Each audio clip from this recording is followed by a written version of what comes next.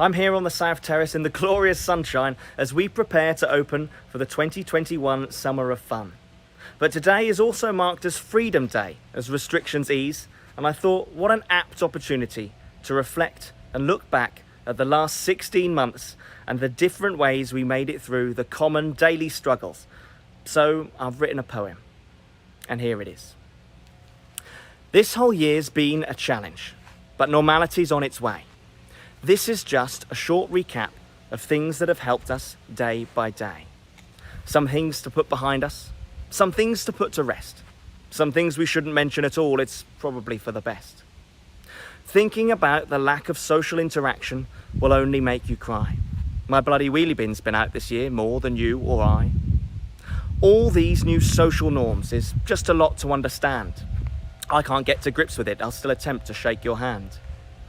And I don't know how to act around the people that I'm meeting. Apparently this elbow thing is the new form of social greeting. But for all of us in lockdown, there's stories, moments we wouldn't like to share. But for all, there was a common struggle of how we cut our hair. Some asked friends and family, others let it grow. Shall I tell him I've messed the back up? I guess he'll never know. There was always once a week to dress up and wear fancy clothes. And that was for the social activity of wandering round Tesco's. First, of course, you had to queue for miles to get in, past people not wearing masks and others just on the chin. Within, essential items were all that you could get. I came away with milk, antifreeze, and a third of a French baguette. The hardest to find, toilet roll, and nobody really knows why. I once got assaulted by a pensioner over a pack of triple ply. 2 meters is the standard rule, but you must admire people's persistence and a complete ignorance, inability to keep a social distance. Some people went for home delivery, dropped right at your door. But how horseradish is a substitute for garden peas couldn't confuse me more. Shielding for the elderly, no cribbage and no bingo. The only time my nan saw humans was through the garden window. Many of us worked from home. Oh boy, oh what a laugh. Often having meetings with a nude bare bottom half. Other people, furloughed, some had to try new careers. These people became key workers and frontline cashiers. Homeschooling was a challenge, and we didn't know what was in store. The only new words they learnt were when we bloody swore. We picked up new pastimes, watching the neighbours like a hawk. Jan from 72's already on her 7th daily walk. Have any of us ever walked so much before, picking new routes and places to explore? It's the highest step count I've ever had in my life. And admit it, some of you went out just to escape the wife. Couch to 5K, that's how some people got their fitness fix. Others took directions from professionals like body coach Joe Wicks. Some people took an intellectual approach to lockdown, some learning and some thinking.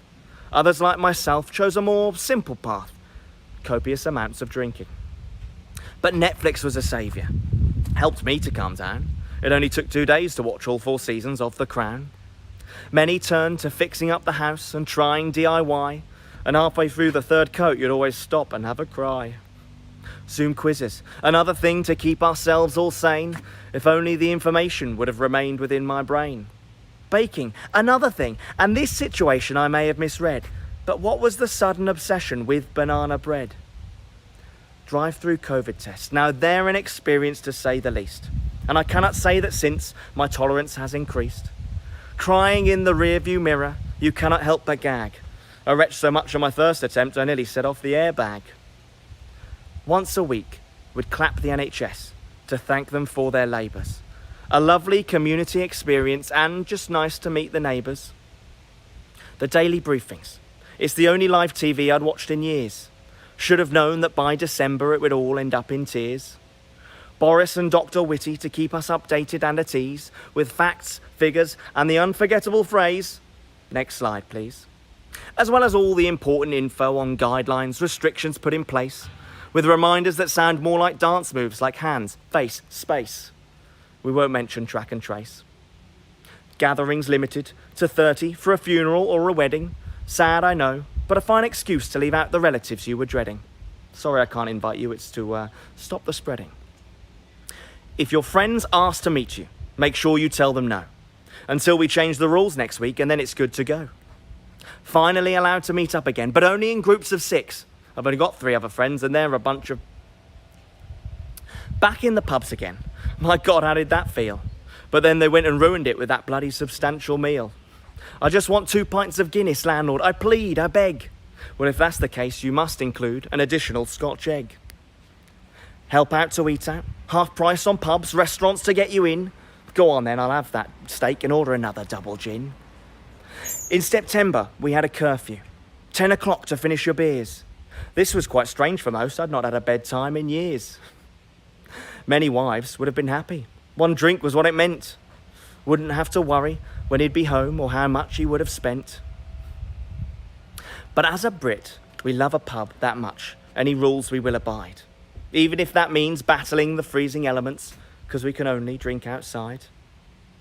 For Christmas, we were hopeful to be visited from family and Santa Claus. Though hopes were dashed last minute, at least we could cancel on the in-laws. Captain Tom Moore, the nation's hero, 100 laps at 99, raising money for the NHS, just kept on walking, didn't complain, didn't whine. He told us not to worry. The clouds will clear, the sun will shine. This all while I was struggling to get out of bed at a reasonable time.